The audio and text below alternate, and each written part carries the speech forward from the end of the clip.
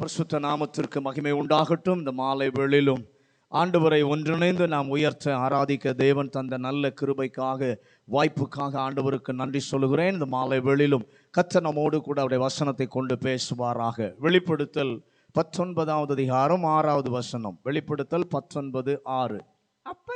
அப்பொழுது திரளான ஜனங்கள் இடும் ஆரவாரம் போலவும் பெருவெள்ள இரைச்சல் போலவும் பலத்த இடிமுழக்கம் போலவும் ஒரு சத்தம் உண்டாகி அல்லேலூயா சர்வ வல்லமையுள்ள தேவனாகிய கர்த்தர் ராஜ்யபாரம் பண்ணுகிறார். இந்த இடத்துல அருமையான ஒரு வார்த்தை சொல்லப்பட்டிருக்கிறது. சர்வ வல்லமையுள்ள தேவனாகிய கர்த்தர் ராஜரீகம் அல்லது ராஜ்யபாரம் பண்ணுகிறார். இந்த ஆளுகை செய்கிற ஆண்டவருக்கு உரியதான 3 குறிப்பிட்ட பெயர்களை நாம் பார்த்து அந்த தலைப்புகளின் மூலம் அவர் என்ன செய்கிறார், என்ன செய்ய எதிர்பார்க்க முடியும், எப்படி நாம் அதை புரிந்து கொள்ள முடியும் என்பதை, எப்படி நம்மை ஆயத்தம் செய்து கொள்ள முடியும் என்பதையும் கவனிக்க கர்த்தர் உதவி செய்வாராக. அதில் நான் காலையிலே முதல் காரியத்தை குறித்து பேசினேன். 2வது காரியத்தில் ஒரு சில காரியங்களை உங்களோடு கூட நான் பகிர்ந்து கொண்டேன். முதலாவது, ஆண்டவருக்கு கொடுக்கப்பட்ட பெயர் பூமி அனைத்திற்கும் ராஜா. நான் காலையில் சொன்னது போல இந்த உலகத்தில் சில குறிப்பிட்ட பரப்புகளை மாத்திரம் ஆளுகை செய்தவர்களும் உண்டு. பல பெரிய பரப்புகளை, அதாவது பெரிய இடங்களை ஆளுகை செய்தவர்களும் உண்டு. ஆனால் நம்முடைய தேவாதி தேவன் ராஜாக்களுக்கெல்லாம் அதிபதியாக இருக்கிறவர் பூமி அனைத்திற்கும் ராஜா. அல்லேலூயா. இன்னும் நான் சொன்ன காலையில், நம்முடைய உலகில் இருக்கிற எல்லா தேசங்கள், எத்தனை நாடுகள் இருக்கிறதோ அத்தனை நாடுகளை எத்தனை பேர் ஆளுகை செய்தாலும் அவர்களை விட பெரியவர் ராஜாதி ராஜா நம்முடைய ஆண்டவராகிய இயேசு கிறிஸ்து. அல்லேலூயா. 2வது நம்ம ஒரு காரியத்தை, 2வது அவருக்கு கொடுக்கப்பட்ட பெயர் என்னவென்று சொன்னால் பரிசுத்தவான்களுடைய ராஜா. முதல் குறிப்பு எல்லாருக்கும். 2வது குறிப்பு யாருக்கு ஆண்டவர் தம்முடைய வல்லமையை வெளிப்படுத்துகிறார், ராஜரீகம் பண்ணுகிறவர் என்று சொல்லி பார்க்கும் பொழுது அவருடைய ஜனமாய். முதல் குறிப்பு முழு உலகில் இருக்கிற எல்லாருக்கும் அவர் என்ன பண்ணுகிறார், ராஜாவாய் இருக்கிறார். 2வது குறிப்பு பரிசுத்தவான்களின் ராஜா. அவரை சேவிக்கிற, அவரை நம்பி அவரை பற்றி கொண்டிருக்கிற, அவரை ஆராதிக்கிற, அவருடைய சத்தத்திற்கு கீழ்ப்படுகிற நடக்கிற ஒரு கூட்டம் இருக்கிறதே, அந்த கூட்டத்திற்கு, அவருடைய ஜனமாய் இருக்கிற மக்களுக்கு ஆண்டவர் பரிசுத்தவான்களின் ராஜா என்ன செய்தார் என்று சொல்லி நான் காலையிலே ஒரு சில காரியங்களை உங்களோடு கூட பகிர்ந்து கொண்டேன். முதலாவது பார்க்கும் பொழுது இந்த பரிசுத்தவான்களுடைய ராஜா செய்ததான தம்முடைய வல்லமையின் மூலம் வெளிப்படுத்தின ஒரு காரியத்தை குறித்து பார்த்தோம். அவர் என்ன செய்கிறார், தம்முடைய ஜனத்திற்கு, தம்மை சேவிக்கிற, தம்மை உண்மையாய் பற்றி கொண்டு ஆராதிக்கிற, தம்முடைய வார்த்தைக்கு கீழ்ப்படுகிற அவருடைய ஜனத்திற்கு அவர் முதலாவது செய்கிற ஒரு காரியம், சிறப்பான சுதந்திரத்தை கர்த்தர் கொடுக்கிறார். ஹல்லேலூயா. நான் காலையில் சொன்னேன், கடனாக அல்ல, பரிசாக அல்ல, சுதந்திரமாக கர்த்தர் தருகிறார். எப்படி ஒரு நம்ம மண்ணு வாங்கும் போது என்ன பண்ணுகிறோம், முதலாவது கிரயம் பண்ணுகிறோம், அதற்கப்புறம் என்ன பண்ணுகிறோம், பட்டா வாங்குகிறோம், ரெஜிஸ்ட்ரேஷன் பண்ணதுக்கப்புறம் பட்டா வாங்குகிறோம். அதுபோல் ஆண்டவர் தம்முடைய பிள்ளைகளுக்கு பட்டா போட்டு எழுதி கொடுக்கிறார். நிரந்தரமாக யாரும் பறித்து கொள்ளாத முடியாத நிலைமையிலே அவர் சிறப்பானதை ஏதோ ஒன்றால் நமக்கு தரணுமே, என்னுடைய பிள்ளைக்கு ஏதாவது ஒன்றை தரணுமேன்னு சொல்லி ஏதோ ஒன்றை அல்ல, சிறப்பானதை என்ன பண்ணுகிறார், அவர் தருகிறார். அது மாத்திரம் அல்ல, சுதந்திரமாக என்ன பண்ணுகிறார், தருகிற ஒரு நல்ல தேவனாய் இருக்கிறதற்காக ஆண்டவருக்கு நான் நன்றி சொல்லுகிறேன். 2வது காரியம், வெளிப்படுத்தல் 11வது அதிகாரம் 18வது வசனம். 2வது குறிப்பு, அதிலே பரிசுத்தவான்களுடைய ராஜா என்று சொல்லி பார்க்கும் பொழுது அதிலே 2வது குறிப்பு வெளிப்படுத்தல் 11வது அதிகாரம் 8வது வசனம். ஜாதிகள் கோபித்தார்கள், அப்பொழுது உமது கோபம் மூண்டது, மரித்தோர் நியாய தீர்ப்பு அடைகிறதற்கும் தீர்க்கதரிசிகளாகிய உம்முடைய ஊழியக்காரருக்கும் பரிசுத்தவான்களுக்கும் உமது நாமத்தின் மேல் பயபக்தியாயிருந்த சிறியோர் பெரியோருக்கும் பலன் அளிக்கிறதற்கும் பூமியை கெடுத்தவர்களை கெடுக்கிறதற்கும் காலம் வந்தது என்று சொல்லி தேவனை தொழுது கொண்டார்கள். பரிசுத்தவான்களுடைய ராஜா தம்முடைய பிள்ளைக்கு, தம்முடைய ஜனத்திற்கு அவர் செய்கிற இரண்டாவது காரியம் என்னவென்று சொன்னால், பலன் அளிக்கிறார் அல்லது பிரதிபலன் கொடுக்கிறார். முதலாவது சிறப்பான சுதந்திரத்தை அவர் கொடுக்கிறார். இரண்டாவது இந்த ராஜா செய்கிற ஒரு காரியம் பலன் அளிக்கிற ராஜாதி ராஜா. அவர்தான் பரிசுத்தவான்களுடைய ராஜா. அவர் பிள்ளைக்காக அவரை சேவித்ததினாலே ஒருவேளை உலக சூழ்நிலையிலே உங்களுக்கு கிடைக்க வேண்டிய நியாயம் ஒருவேளை மறுக்கப்பட்டிருக்கலாம். உங்கள் உரிமை, உங்களுக்கு கிடைக்க வேண்டிய உரிமை உங்களிடத்திலிருந்து பறிக்கப்பட்டிருக்கலாம். உங்களுக்கு சேர வேண்டிய நன்மையை தடுத்திருக்கலாம். ஒருவேளை நியாயத்தை விளக்கி இருக்கலாம், உண்மையை உங்களிடத்திலிருந்து பறித்திருக்கலாம், நன்மையை தடுத்திருக்கலாம். ஆனாலும் சிங்காசனத்தில் வீற்றிருக்கிற ஒரு பரிசுத்தவான்களுடைய ராஜா நமக்கு இருப்பதற்காக நான் அவருக்கு நன்றி சொல்லுகிறேன். அவர் தம்முடைய பிள்ளைகளுக்கு பிரதிபலனை நிச்சயமாக இந்த தேவன் கொடுப்பார். எத்தனை பேர் அதை விசுவாசிக்கிறீங்க? எத்தனை பேர் தடுக்கலாம், நியாயத்தை தடுக்கலாம், உங்களுக்கு வர வேண்டிய நன்மையை தடுத்திருக்கலாம். ஆனால் உங்களுக்குரிய பிரதிபலனை நிச்சயமாய் கொடுக்கிற ஒரு ராஜாதி ராஜா சிங்காசனத்தில் வீற்றிருக்கிறவர் நமக்கு துணையாய் இருப்பதற்காக நான் ஆண்டவருக்கு நன்றி சொல்லுகிறேன். ஹல்லேலூயா. சுதந்திரத்தை மட்டுமல்ல, பிரதிபலனையும் கர்த்தர் தருகிறவராய் இருக்கிறார். 3 பேருக்கு சொல்லி இருக்கிறது. யாருக்கெல்லாம் பிரதிபலன் என்று சொல்லும் பொழுது, உம்முடைய ஊழியக்காரருக்கு, உண்மையாய் உமக்கு பணிவிடை செய்கிற, அவர் கொடுத்த வேலையை செய்கிற அவருடைய வேலைக்காரருக்கு, அவருடைய ஊழியக்காரர்களுக்கு கர்த்தர் என்ன பண்ணுகிறாராம்? பிரதிபலன் கொடுக்கிறார். யோவான் 12வது அதிகாரம் 26வது வசனம். யோவான் 12வது அதிகாரம் 26வது வசனம். ஒருவன் எனக்கு ஊழியம் செய்வானேயானால் என்னை பின்பற்ற கடவன். நான் எங்கே இருக்கிறேனோ அங்கே என் ஊழியக்காரனும் இருப்பான். ஒருவன் எனக்கு ஊழியம் செய்தால் அவனை பிதாவானவர் கனம் பண்ணுவார். இங்க அருமையா சொல்லப்பட்டிருக்கு, ஒருவன் எனக்கு ஊழியம் செய்தால் பிதா அவனை என்ன பண்ணுவார்? கனம் பண்ணுவார். அவருக்கு உண்மையாய் செய்கிற வேலை. ஒருவேளை நாம சின்ன ஆளா இருக்கலாம், எல்லாரை விட குறைவான படிப்புள்ளவங்களா இருக்கலாம், அல்லது எல்லாரை விட படித்த ஒரு பெரிய ஆளா, வசதி படுத்தவங்களா, சர்வ எல்லா காரியங்களும் நிறைந்தவர்களாய் கூட நாம என்ன பண்ணலாம்? இருக்கலாம். எப்படிப்பட்ட நிலைமையில அவருக்கு ஒரு சின்ன காரியத்தை செய்தாலும் இந்த ஆண்டவர் அவர்களை கனம் பண்ணுகிறவர். அதற்கு கனத்திற்கு கனம் எப்படி கொடுக்கிறார்? பிரதிபலனாக என் ஆண்டவர் கொடுக்கிறார். அல்லேலூயா. அவர் இருக்கிற இடத்திலே உங்களையும் என்னையும் கர்த்தர் கொண்டு வந்து நிறுத்துவார். வேலை செய்கிற கூலிக்காரனுக்கு எப்படி ஆண்டவர் பதில் கொடுப்பார்? 3 உதாரணங்கள் வேதத்தில் நமக்கு எழுதப்பட்டிருக்கிறதை நாம் அறிந்திருக்கிறோம், வாசித்திருக்கிறோம். மத்தேயு 25வது அதிகாரம் 14 முதல் 26 வசனங்களை நீங்கள் வாசித்து பார்க்கும் பொழுது அங்கே 5, 2, 1 அந்த வேலைக்காரர்களுக்கு ஒரு காரியத்தை கொடுக்கிறதை பார்க்கிறோம். எஜமானவர் 5 ஒரு ஊழியக்காரனுக்கு 5 பங்கை கொடுக்கிறான். திறமைக்கு தக்கதாக தாளந்தை கொடுக்கிறான். வேலை செய்வதனுடைய திறமையை பார்த்து கொடுத்தார். ஒரு நாள் கணக்கு கேட்டு எஜமான் என்ன பண்ணுகிறார்? அவர்களுக்கு பிரதிபலன் கொடுக்கிறார்.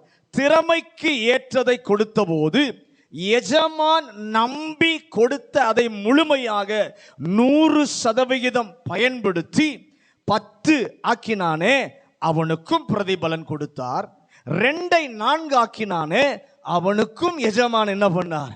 பிரதிபலனை ஆண்டவர் கொடுத்தார். ஆனால் எதுவுமே பயன்படுத்தாமல் இருந்தானே, ஒன்று வாங்கி பயன்படுத்தாமல் இருந்தானே, அவனுக்கு என்ன பண்ணார்? ஆண்டவர் தண்டனை கொடுத்தார். ஊழியக்காரனுக்கு ஆண்டவர் எப்படி பதில் கொடுப்பார் என்று சொன்னால், உங்கள் வாழ்வில் ஆண்டவர் உங்களையும் என்னையும் நம்பி தந்திருக்கிற திறமை, நமக்கு தந்திருக்கிற தாளந்து, நமக்கு கொடுத்திருக்கிற எதுவானாலும் அதை 100% முழு மனதோடு, முழு இருதயத்தோடு, முழு சிந்தையோடு அவருக்காக பயன்படுத்தி அவர் ராஜ்யத்திற்கு கொண்டு வருகிற பலனை பார்த்து அந்த பலனுக்கு ஏற்ற 10 இருந்தால் 10 பட்டணம், 4 இருந்தால் 4 பட்டணம் என்று கிரியைகளின் பலனை ஆண்டவர் கொடுப்பார். சும்மா வைத்திருந்தால் பிரதிபலனை என்ன பண்ண மாட்டாரு, கொடுக்க மாட்டார். நீர் தந்த தாளந்துகளை எல்லாரும் ஒரு நிமிஷம், ஆண்டவரே நீர் என்னை நம்பி தாளந்துகளை, என்னை நம்பி கொடுத்த கிருபைகளை, என்னை தந்து கொடுத்த பொறுப்புகளை 100% உமக்காக பயன்படுத்த எனக்கு ஒரு கிருபை தாரும். அப்படி செய்யும் பொழுது பரிசுத்தவான்களுடைய ராஜா அதற்கேற்ற பிரதிபலனை கர்த்தர் கொடுப்பார். 2வது லூக்கா 19வது அதிகாரம் 11 முதல் 26 வசனம் வரைக்கும் நீங்கள் வாசித்து பார்க்கும் பொழுது இந்த முறை திறமைக்கு தக்கதாக கொடுக்கவில்லை.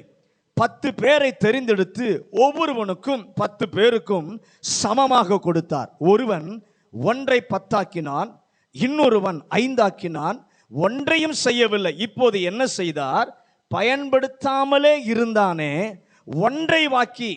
ஒன்றை வாங்கி மேக்சிமம் ரிசல்ட் கொண்டு வந்தானே அவன் கையிலே கொடுத்தார். அப்போது பார்த்து கொண்டிருப்பவர்கள் சொல்லுகிறார்கள், 10 அவனுக்கு இருக்கே, ஏன் இவனுக்கு கொடுக்கணும்? இவன்கிட்ட ஏற்கனவே 10 இருக்கு, அந்த ஒண்ணுமே செய்யலையே, அவன்கிட்ட உள்ளதை வாங்கி 10 சம்பாதித்தானே அவனுக்கு கொடுக்கிறார். எல்லாரும் சுற்றி இருக்கவங்க நினைக்கிறாங்க, ஏன் 10 உள்ளவனுக்கு இதை கொடுக்க வேண்டும் என்று நினைத்த போது எஜமான் சொல்கிறார், எல்லாருக்கும் ஒன்று போல தான் நான் கொடுத்தேன், எல்லாருக்கும் ஒன்று போல தான் நான் கொடுத்தேன். இவன் எல்லாரை விட மிஞ்சி இருந்தபடியால் நான் இவனுக்கு அதிகமாக என்ன பண்ணுவேன், கொடுப்பேன். மத்திய 29வது அதிகாரத்தில் பிரதிபலன் கொடுக்கிற இன்னொரு அனுபவத்தை பார்க்கிறோம். அங்கே காலையில் வேலைக்கு போகிறார்கள். கடைசி மணி நேரத்தில் வேலைக்கு சிலர் போகிறார்கள். எஜமான் அழைக்கும் போது கடைசி மணி நேரத்தில் வந்தவனுக்கு ஒரு பணம், முந்தி வந்தவனுக்கும் ஒரு பணம் கொடுத்தார். வேலை செய்த எல்லாருக்கும் ஒரு பணம் என்ன பண்ணுது, கிடைச்சது. காலையில் வந்தவனுக்கும் ஒரு பணம், வேலை முடிய போற நேரத்தில் ஒருத்தன் வந்தானே அவனுக்கும் என்ன பண்ணுகிறாரு, ஒரு பணம் கிடைச்சது. ஆனால் பிந்தி வந்தவனுக்கு முந்தி வந்தவனை போலவே ஒரு பணம் கிடைச்சது. அப்படிதானே? முந்தி வந்தவனுக்கு ஒரு பணம், பிந்தி வந்தவனுக்கு என்ன பண்ணுது, ஒரு பணம் கிடைத்தது. கூலிக்கு சம்பளம். கடைசி மணி நேரத்தில் வந்தானே அவனுக்கு கிடைத்தது சம்பளம் அல்ல, அவனுக்கு ஒன்று கிடைக்க காரணம் அவனுக்கு கூலி கொடுக்கவில்லை, ராஜா அவனுக்கு ஆசீர்வாதத்தை கொடுக்கிறார். அல்லேலூயா. நல்ல கவனிங்க, சமவிகிதமாக தருவார். சில நேரத்தில் மற்றவர்களை விட அதிகமாக என்ன பண்ணுவார், கொடுப்பார். சில நேரத்தில் பிரதிபலன் கொடுக்கும்போது எந்த தகுதியுமே நமக்கு இருக்காது, ஆனால் அளவற்ற ஆசீர்வாதமாக கர்த்தர் அந்த பிரதிபலனை நமக்கு தருகிறவராய் இருக்கிறார். இந்த 3 நிலையிலே எப்படிப்பட்ட பிரதிபலனை பெற வேண்டும் என்றாலும் சரி, இந்த பிரதிபலனை உலகம் நமக்கு மறுத்திருக்கலாம், ஆனால் இவர் இந்த சிங்காசனத்தில் வீற்று ஆளுகை செய்கிற ராஜாதி ராஜா நிச்சயம் தருவார், பெற்று தருவார். பெற்றுத்தர காரணம் என்னவென்றால் அவருக்கு சேவை செய்கிறபடியினாலே. நீங்களும் நானும் அவருக்காக சேவை செய்யும் போது சின்ன காரியமா இருக்கலாம், ஆனால் 100% உண்மையோடு உத்தமத்தோடு அதை செய்யும் போது உலகம் தடுக்கலாம், மனிதர்கள் தடுக்கலாம், ஆனால் இந்த ராஜா நிச்சயம் அதை உங்களுக்கு பெற்று தருவார். அதில் எந்த சந்தேகமும் நமக்கு இல்லை. 2வது யாருக்கு ஆண்டவர் பிரதிபலன் கொடுக்கிறார்? வெளிப்படுத்தல் 11வது அதிகாரம் 18வது வசனம். வெளிப்படுத்தல் 11.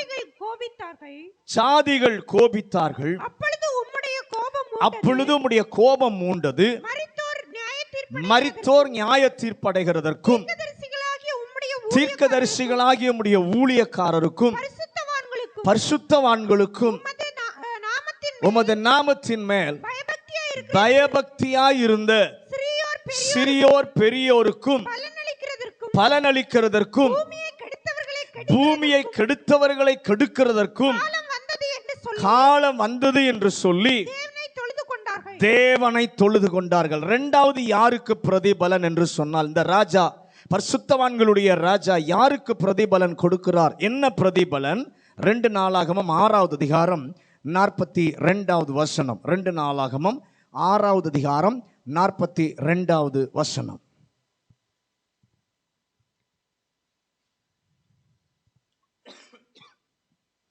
ரெண்டு நாளாகமம் 6:42. தேவனாகிய கர்த்தாவே, நீர் அபிஷேகம் பண்ணினவரின் முகத்தை புறக்கணியாமல் உம்முடைய தாசனாகிய தாவீதுக்கும் நல்ல கவனிங்க.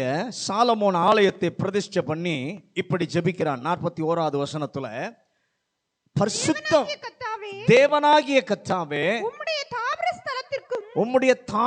ஸ்தலத்திற்கும் தேவனாகிய கர்த்தாவே, உமது ஆசாரியர் ரட்சிப்பை தரித்து உம்முடைய பரிசுத்தவான்கள் நன்மையினாலே மகிழ்வார்கள். நல்ல கவனிங்க. பரிசுத்தவான்களுக்கு இந்த ராஜா கொடுக்கிற பிரதிபலனுக்கு பெயர் என்னன்னா நன்மை. ஒரு ஆமென் சொல்லுங்களேன். இந்த நன்மை என்ன? 2 தெசலோனிக்கேயர் 1வது அதிகாரம் 9வது வசனம். 2 தெசலோனிக்கேயர் 1வது அதிகாரம் 9வது வசனம். அந்நாளிலே தம்முடைய பரிசுத்தவான்கள் மகிமைப்படத்தக்கதாயும் நீங்கள் எங்களுடைய சாட்சியை விசுவாசித்தபடியினாலே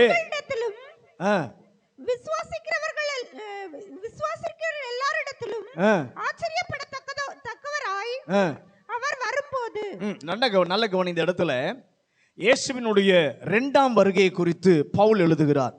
அவர் வரும் நாளிலே தம்முடைய பரிசுத்தவான்களில் மகிமைப்படத்தக்கவராக, அன்று பரிசுத்தவான்களுக்கு என்ன கிடைக்கிறது? இந்த வசனத்துல பரிசுத்தவான்களுக்கு கிடைப்பதாக தெரியவில்லை, பரிசுத்தவான்கள் நிமித்தம் அவருக்கு தான் கிடைக்கிறது. அப்படி என்றால் பரிசுத்தவான்களுக்கு பிரதிபலன் கிடைக்காதா என்றால், பரிசுத்தவானுக்கு கிடைக்கிற பிரதிபலன் என்ன என்று சொன்னால், நாமே அவருக்கு பரிசாக மாறுகிறோம். ஆமென் சொல்லுங்களேன். இத்தனை நாள் நாம் பெற்று அனுபவித்துக் கொண்டிருந்தோமே, நம்மையே அவருக்கு மகிமையாக இந்த ராஜா என்ன பண்ணுகிறார்? மாற்றுகிறார். அதனால தான் சாலமோன் நன்மை என்று சொல்லி விவரிக்காமல் சொல்லிவிட்டார். பரிசுத்தவான்களுக்கு பிரதிபலன் கொடுப்பார். என்ன கொடுப்பார்? உங்களை வைத்து அவருக்கு மகிமை பெருகக்கூடிய நிலைமைகளை கர்த்தர் ஏற்படுத்துவார். 149வது சங்கீதத்தில் பார்க்கும் பொழுது பரிசுத்தவான்களுக்கு கொடுக்கும் கனத்தை சொல்லிவிட்டு அந்த கடைசி வசனத்திலே சொல்லுகிறார். 149:9, இந்த கனம் அவருடைய பரிசுத்தவான்கள் யாவருக்கும் உண்டாகும். அல்லேலூயா, அல்லேலூயா. அதற்கு அந்த கனம் என்ன? அதற்கு முந்தின 2 வசனங்களிலே இயேசு ஆளுகை செய்யும் போது ராஜாக்களை கட்டவும், மேன்மக்களை இருப்பு விலங்குகளால் கட்டவும், அவரோடு கூட சேர்ந்து நியாய தீர்ப்பை கொடுக்கவும் பரிசுத்தவான்களுக்கு இந்த பரிசுத்தவான்களுடைய ராஜா அதிகாரம் கொடுக்கிறார், உரிமை தருகிறார். இந்த கனம் அவருடைய பரிசுத்தவான்கள் எல்லாருக்கும் உண்டாகும். 3வது பிரதிபலன் வெளிப்படுத்தல் 11வது அதிகாரம் 8வது வசனம். அவர்களுடைய உடல்கள் மகா நகரத்தின் விசாலமான வீதியிலே கிடக்கும். அந்த நகரம் சோதோம் என்றும் எகிப்து என்றும் ஞானார்த்தமாய் சொல்லப்படும். அதனாலே நம்முடைய கர்த்தரும் சிலுவையிலே அறையப்பட்டார். அவருக்கு பயப்படுகிற சிறியோருக்கும் பெரியோருக்கும், உமக்காக பயபக்தியாய் இருக்கிற, உமக்கு பயப்படுகிற சின்னவர்களோ, உமக்கு பயப்படுகிற பெரியவர்களோ, அத்தனை பேருக்கும் இந்த பரிசுத்தவான்களுடைய ராஜா பிரதிபலன் கொடுக்கிறார். 115வது சங்கீதம் 13, 14, 15 வசனங்களை வாசிங்க. சங்கீதம் 115, 13, 14, 15. கர்த்தருக்கு பயப்படுகிற பெரியோரையும் சிறியோரையும் ஆசீர்வதிப்பார். கர்த்தர் உங்களையும் உங்கள் பிள்ளைகளையும் வர்த்திக்க பண்ணுவார். வானத்தையும் பூமியையும் படைத்த வானத்தையும் பூமியும் படைத்த கர்த்தராலே நீங்கள் ஆசீர்வதிக்கப்பட்டவர்கள். நல்ல கவனி, கர்த்தருக்கு பயப்படுகிற சிறியோருக்கும் பெரியோருக்கும் மரித்து மகிமைக்கு போன பின்பல்ல, இப்பொழுதே கர்த்தர் பதில் கொடுப்பார், இப்பொழுதே கர்த்தர் பிரதிபலன் கொடுப்பார். அல்லேலூயா. எப்படி கொடுப்பார்? அவர்களை ஆசீர்வதிப்பார். மொட்டையாக சொல்லி இருக்கே, என்ன ஆசீர்வாதம் என்று கேட்டால் 15வது வசனம் சொல்லுகிறது. வாசிங்க 15வது வசனம், 115வது சங்கீதம் 15வது வசனம். வானத்தையும் பூமியையும் படைத்த வானத்தையும் பூமியையும் படைத்த கர்த்தராலே நீங்கள் ஆசீர்வதிக்கப்பட்டவர்கள். நீங்கள் ஆசீர்வதிக்கப்பட்டவர்கள். ஆசீர்வதிப்பவர் எப்படிப்பட்டவர் என்று சொன்னால், வானத்தையும் பூமியையும் உண்டாக்கினவர். அவருடைய வார்த்தை சொன்ன ஆசீர்வாதங்களை கொண்டு வரும். ஆசீர்வாதத்தை விளக்குகிறது. என்ன ஆசீர்வாதம்? வானத்தையும் பூமியும் படைப்பதற்கு என் தேவன் இருந்தவைகளில் இருந்து படைக்கவில்லை, ஒன்றும் இல்லாமையிலிருந்து கர்த்தர் படைத்தார். அல்லேலூயா. வாய்ப்பே இல்லாதிருந்த போது வார்த்தையினாலே வாய்ப்பை உண்டாக்கினார். அதே போல பரிசுத்தவான்களுடைய ராஜா, அவருக்கு பயப்படுகிற சிறியோர், அவருக்கு பயப்படுகிற பெரியோர் எல்லாரையும் ஆசீர்வதிக்க வழியே இருக்காது. ஆனால் திடீரென்று படைக்கிறதான தேவன் ஆசீர்வாதத்தை கொண்டு வருவார், பிரதிபலன் கொடுப்பார். ஆனால் முக்கியம் என்ன? பணிவிடும், அதாவது பணிவிடை செய்யும் ஊழியக்காரனாக நாம் இருக்க, பரிசுத்தத்தை காத்துக்கொள்ளும் பரிசுத்தவானாய் இருக்க, தேவ பயத்தை உடைய அவர் பிள்ளையாக இருக்க நாம் முற்பட்டால், ஆளுகை செய்கிற ஒரு ராஜாதி ராஜா இருக்கிறார், அவர் பிரதிபலன் கொடுப்பார். அல்லேலூயா. மூன்றாவது சிங்காசனத்தை ஆளுகை செய்கிற அவருக்கு கொடுக்கப்பட்ட பெயர் வெளிப்படுத்தல் 17வது அதிகாரம் 14வது வசனமும் 19வது அதிகாரம் 16வது வசனத்தையும் வாசிங்க. அவர்கள் ஆட்டுக்குட்டியானவருடனே யுத்தம் பண்ணுவார்கள். ஆட்டுக்குட்டியானவர் கர்த்தாதி கர்த்தரும் ராஜாதி ராஜாவுமாய் இருக்கிறபடியால் அவர்களை ஜெயிப்பார். அவரோட கூட இருக்கிறவர்கள் அழைக்கப்பட்டவர்களும் தெரிந்து கொள்ளப்பட்டவர்களும் உண்மை உள்ளவர்களுமாய் இருக்கு. மூன்றாவது அவருக்கு கொடுக்கப்பட்ட பெயர் ராஜாதி ராஜா. முதலாவது பெயர் பூமி அனைத்திற்கும் ராஜா. இரண்டாவது பெயர் என்ன சொன்ன? பரிசுத்தவான்களுடைய ராஜா. மூன்றாவது பெயர் ராஜாதி ராஜா. இவருக்கு ராஜாதி ராஜா சுதந்திரம் தருவார், பிரதிபலன் தருவார். மூன்றாவது ராஜாதி ராஜா என்ன வெளிப்படுத்தலில் சொல்லி இருக்கிற இடங்களில் எல்லாம் இயேசுவை குறித்து அடையாளம் காட்டப்படுகிற ஒரு காரியம் என்னவென்று சொன்னால், அவர் பிள்ளைகளின் காரியத்தை அவர் பொறுப்பெடுப்பார். அல்லேலூயா. நல்ல கவனிங்க. ஒரு காரியம் அவருடைய பிள்ளையுடையதா இருந்தால் அந்த காரியத்தை இந்த ராஜாதி ராஜா பொறுப்பெடுப்பார். தேவனை சேவிக்கும், அவரை நம்பி இருக்கும் அவருடைய பிள்ளைக்கு அல்லது ஒரு நாட்டிற்கு, அந்த நாட்டிற்கு எதிராக இருக்கும் நாடுகளுக்கு விரோதமாக அந்தி கிறிஸ்து பெரும் சேனையோடு வந்து நிற்கும் போது தன்மேலே பயபக்தியா இருக்கும் அந்த கூட்டத்திற்காக வானத்திலிருந்து ராஜாதி ராஜா இறங்கி வருவார். அல்லேலூயா. ஏன்? தம்மை நம்பிக்கையோடு பற்றி கொண்டிருக்கிறார்களே, அவர்களுடைய யுத்தத்தை அவர்கள் செய்யாமல் அவர்களுடைய யுத்தத்தை ஜெயிக்க, ஜெயம் எடுக்க அவரே இறங்கி வருகிறார். யாத்திராகமம் 14வது அதிகாரம் 14வது வசனம். யாத்திராகமம் 14:14. கர்த்தர் உங்களுக்காக யுத்தம் பண்ணுவார். கர்த்தர் உங்களுக்காக யுத்தம் பண்ணுவார், நீங்கள் சும்மா இருப்பீர்கள். அப்ப நமக்காக யுத்தம் செய்கிறவர் யார்? ராஜா. அவர் யுத்தம் செய்வார், நீங்க என்ன பண்ணுங்க? சும்மா இருங்க. பார்வோனை ஜெயிக்க வைத்தார். வாசிக்க வேண்டாம், வசனத்தை மட்டும் சொல்ற, குறித்து வைத்துக் கொள்ளுங்கள். 1 சாமுவேல் 17வது அதிகாரம் 47வது வசனமும் 1 சாமுவேல் 17வது அதிகாரம் 47 பார்க்கும் பொழுது தாவீதின் யுத்தத்தை பொறுப்பெடுத்து கோலியாத்தை ஜெயிக்க இந்த ராஜா உதவி செய்தார். நெகேமியாவின் புத்தகம் 4வது அதிகாரம் 20வது வசனத்துல கொடுத்த பணியை செய்ய விடாமல் தடுக்க எதிரி வந்தபோது நெகேமியாவுடைய யுத்தத்தை கர்த்தர் எடுத்து தடைகளை நீக்கி தொடங்கின வேலையை முழுமையாய் முடிக்க கர்த்தர் உதவி செய்தார்.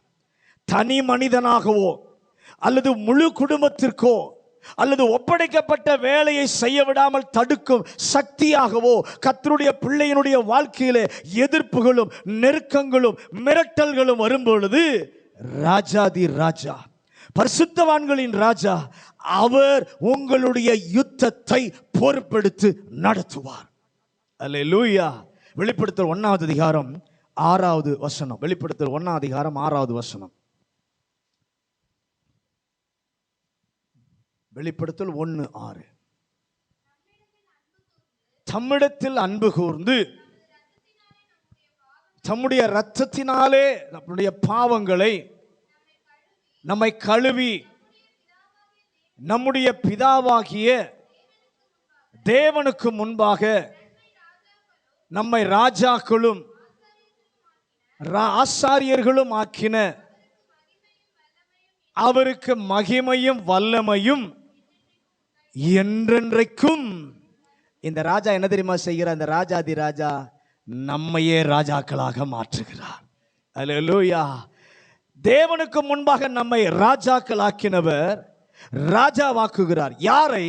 அவருடைய நாமத்தின் மேல் விசுவாசம் உள்ளவர்களாக, இயேசுவினாலே பாவ மன்னிப்பு பெற்று அவர் வசனத்தின்படி வாழ்வதற்கு தங்களை அர்ப்பணித்திருக்கிற யாராயிருந்தாலும் எங்கே இருந்தாலும் அவர்கள் ஒவ்வொருவரையும் ஆண்டவர் ராஜாக்களும் ஆசாரியர்களுமாக மாற்ற செய்கிறார். அல்லேலூயா.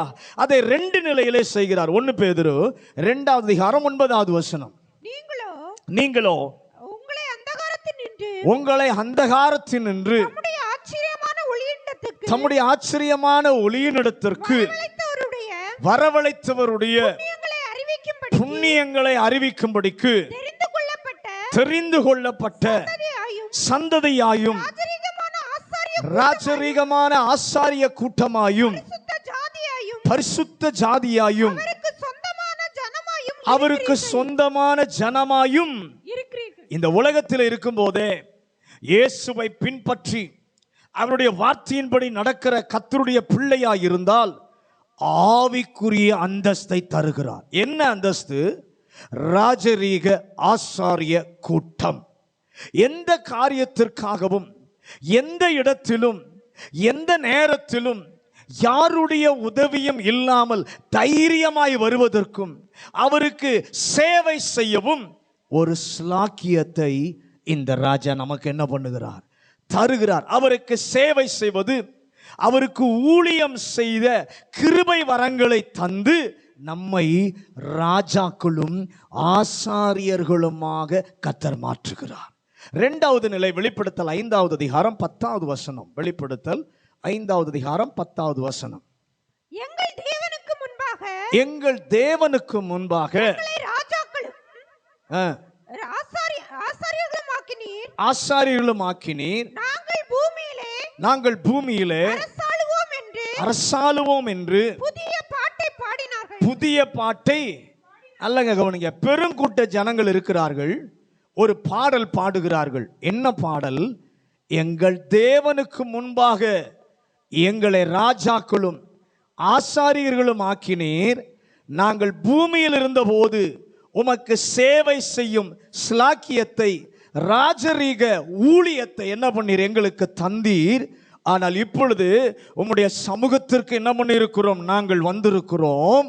அப்படி வந்திருக்கும் பொழுது இப்போ நாங்கள் பூமியிலே அரசாளுவோம் என்ற பாட்டை பாடினார்கள். 2வது நிலை என்ன? அவருடைய ராஜ்யத்தை ஒரு நாள் கர்த்தர் ஸ்தாபிக்க போகிறார்.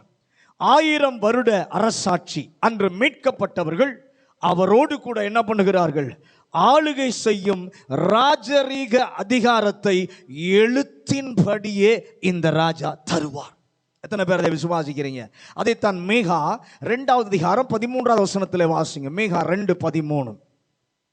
யாக்கோபின் ஜனங்களே, யாக்கோபின் ஜனங்களே, உங்கள் எல்லாரையும் நான் நிச்சயமாய் கூட்டுவேன். உங்கள் எல்லாரையும் நிச்சயமாய் நான் கூட்டுவேன். இஸ்ரவேலின் மீதியானவர்களை, இஸ்ரவேலில் மீதியானவர்களே நிச்சயமாய் சேர்ப்பேன். நிச்சயமாய் சேர்ப்பேன். போஸ்ராவின் ஆடுகளைப் போல் அவர்களை ஏக கூட்டமாக்கினுவேன். தன் தொழுவத்துக்குள்ளே சேர்ந்த மந்தைக்கு சமானமாய் ஜலத்திரளினாலே இரைச்சல் உண்டாகும். நல்ல கவனிங்க. உன் ராஜா உனக்கு முன்பாக போவார். ஒரு நாள் வருகிறது, ராஜா வந்து தம்முடைய பிள்ளையை, தம்முடைய சபையை அழைத்து நடந்து போவார் தம்முடைய ராஜ்யத்திற்கு. அந்த நாளிலே பரலோகத்திலே ஒரு சத்தம் கேட்கும்.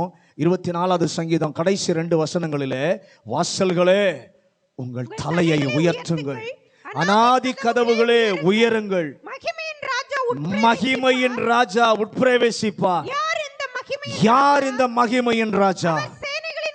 அவர் சேனைகளின் கர்த்தராமே, அவரே மகிமையின் ராஜா. கரந்தட்டி ஆண்டவருக்கு எல்லாரும் ஒரு மகிமை. அவரே மகிமையின் ராஜா, அவர் உட்பிரவேசிக்க வேண்டும். யார் இந்த மகிமையின் ராஜா? சேனைகளின் கர்த்தரானவர் தம்முடைய சபையை அழைத்துக் கொண்டு தம்முடைய ராஜரீக மேன்மையை எழுச்சின்படியே அவருடைய பிள்ளைக்கு கர்த்தர் கொடுக்க போகிறார். இந்த கிருபையை இந்த ராஜா, இந்த வார்த்தையை கேட்ட நம்ம ஒவ்வொருவருக்கும் கர்த்தர் தருவாராக. இந்த 3 பெயர்களுடைய ராஜா ஒவ்வொரு விதத்திலே அவர் செயல்படுகிறதை நாம் பார்த்தோம். இதற்கான தகுதிகள் என்ன நமக்கு வேணும்? அதை மாத்த 2 காரியங்களை சொல்லி நான் முடிக்கிறேன். ஏசாயா 63வது அதிகாரம் 10வது வசனம். ஏசாயா 60. அவர்களோ கலகம் பண்ணி அவருடைய பரிசுத்த ஆவியை விசனப்படுத்தினார்கள். அதனால் அவர் அவர்களுக்கு சத்துருவாய் மாறி அவரே அவர்களுக்கு விரோதமாய் யுத்தம் பண்ணினார். நல்ல கவனியா, அவர்களை ஆண்டு வந்தவர் யெகோவா தேவன். ஆனால் அவங்க சொல்றாங்க, ஆள வேண்டாம், எங்களை நீர் ஆள வேண்டாம் என்று சொல்லி அவரை தள்ளி விட்டார்கள். முற்பிதாக்கள் கலகம் பண்ணி பரிசுத்த ஆவியை என்ன பண்ணினார்கள்? விசனப்படுத்தினார்கள். அவருடைய ராஜாவாக இருந்தார். இவர்கள் பரிசுத்த ஆவியை வருத்தப்படுத்தின போது அவர்களை ஆள முடியாமல் அவர் விலகிவிட்டார். கர்த்தருடைய பிள்ளையே, ஒருபோதும் பரிசுத்த ஆவியானவரை நாம் துக்கப்படுத்தாதிருக்க கர்த்தருக்கு முன்பாக இந்த மாலை வேளையிலே ஒரு தீர்மானம் பண்ணுங்கள். ஆண்டவரை, எந்த சூழ்நிலையிலும் எந்த நிலையிலும் என்ன காரியம் நேரிட்டாலும் பரிசுத்த ஆவியானவரை நான் துக்கப்படுத்தாதிருக்க ஆண்டவரே நாங்கள் ஒரு தீர்மானம் பண்ணுகிறோம். ஆனால் ஒருவேளை ஆண்டவரே, கடந்த நாட்களிலே ஆண்டவரே உம்மை நாங்கள் எங்கள் இருதயம் கடினப்பட்டு உங்களை விசனப்படுத்தி இருந்தால் இந்த மாலை வேளையில் நாங்கள் விசனப்படுகிறோம். தேவனை விசனப்படுத்தி விட்டோமே என்று சொல்லி நாங்கள் விசனப்படுகிறோம். எங்களை ஒரு விசை அர்ப்பணித்து ஒரு தீர்மானம் பண்ணுகிறோம். இனி எந்த காரியத்திற்காகவும் எந்த சூழ்நிலையிலும் எந்த ஒரு நல்ல ஒரு நபருக்காகவும் இந்த பரிசுத்த ஆவியானவரை துக்கப்படுத்தாதிருக்க நான் ஒரு தீர்மானம் பண்ணுகிறேன். 2வது காரியம் 103வது சங்கீதம் 19வது வசனமும் 21வது வசனமும்.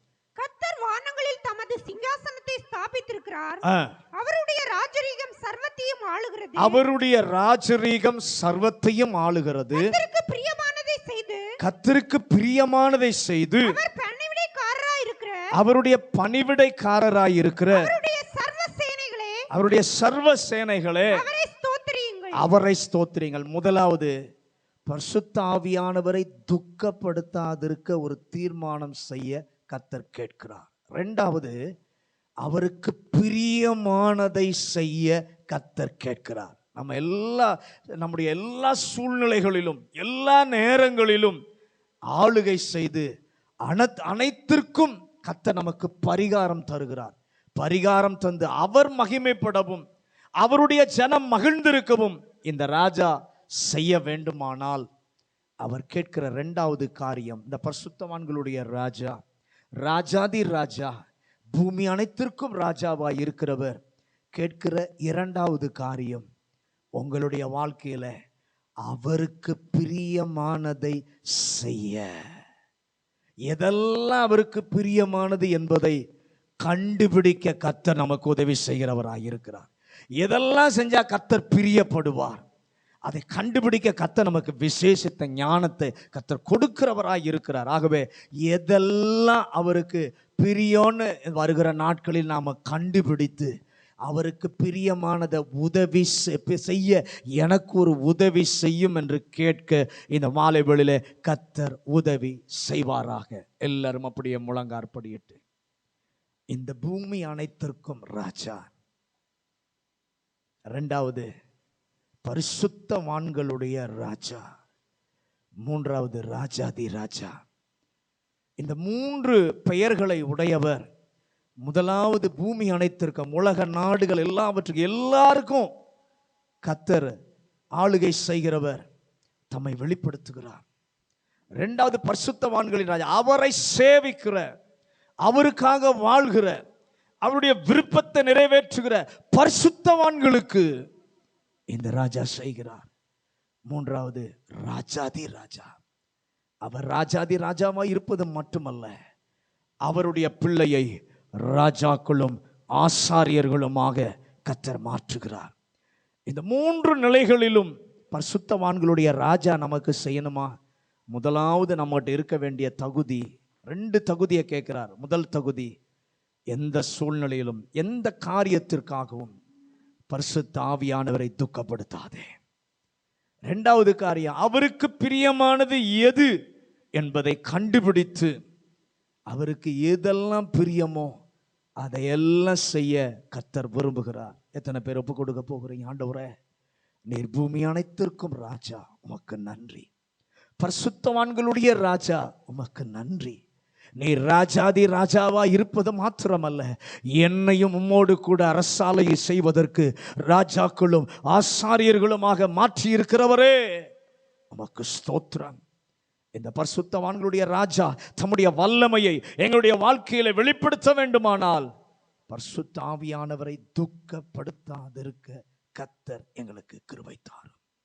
இரண்டாவது, எது கர்த்தருக்கு பிரியமானதோ அந்த பிரியமானதை கண்டுபிடித்து நாங்கள் செய்ய எங்களுக்கு கர்த்தர் கிருபை தருவீராக. பரிசுத்தமுள்ள நல்ல ஆண்டவரே, இந்த நல்ல மாலை வேளைக்காக ஸ்தோத்திரம்.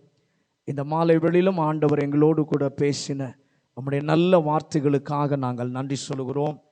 ஆண்டவரே, ராஜாதி ராஜாவா இருக்கிற உமக்கு கொடுக்கப்பட்ட மூன்று பெயர்களை குறித்து நீர் எப்படி செயல்படுகிறீர், என்ன செய்ய விரும்புகிறீர், எதை நாங்கள் ஆண்டவரை பெற்றுக்கொள்ள முடியும், எதை நாங்கள் எப்படி அறிந்து கொள்ள முடியும் என்பதை குறித்து இந்த நாளிலே எங்களோடு கூட பேசினதற்காய் நன்றி. பூமி அனைத்திற்கும் ராஜாவா இருப்பவரே உமக்கு நன்றி. பரிசுத்தவான்களின் ராஜாவா இருப்பவரே உமக்கு நன்றி. ராஜாதி ராஜாவாய் ஆளுகை செய்கிறவராய் இருப்பவரே, எங்களையும் ஆளுகை செய்கிற அதிகாரத்திற்கு கொண்டு வருகிறவரே உமக்கு ஸ்தோத்திரம். இந்த ராஜாவுடைய வல்லமையை வெளிப்படுத்த வேண்டுமானால் பரிசுத்த ஆவியானவரை எந்த சூழ்நிலையிலும் நாங்கள் துக்கப்படுத்தாதிருக்க எங்களுக்கு கிருபை தாரும். எதெல்லாம் உமக்கு பிரியமானது என்பதை கண்டுபிடித்து அதை நாங்கள் செய்ய கர்த்தர் கிருபை தரும்படியாய் கூட ஜெபிக்கிறோம். வந்த ஒவ்வொரு பிள்ளைகளையும் வசனத்தால் இடைகட்டும். இயேசுவின் அதிகாரமுள்ள நாமத்திலே ஜெபிக்கிறோம் நல்ல பிதாவே,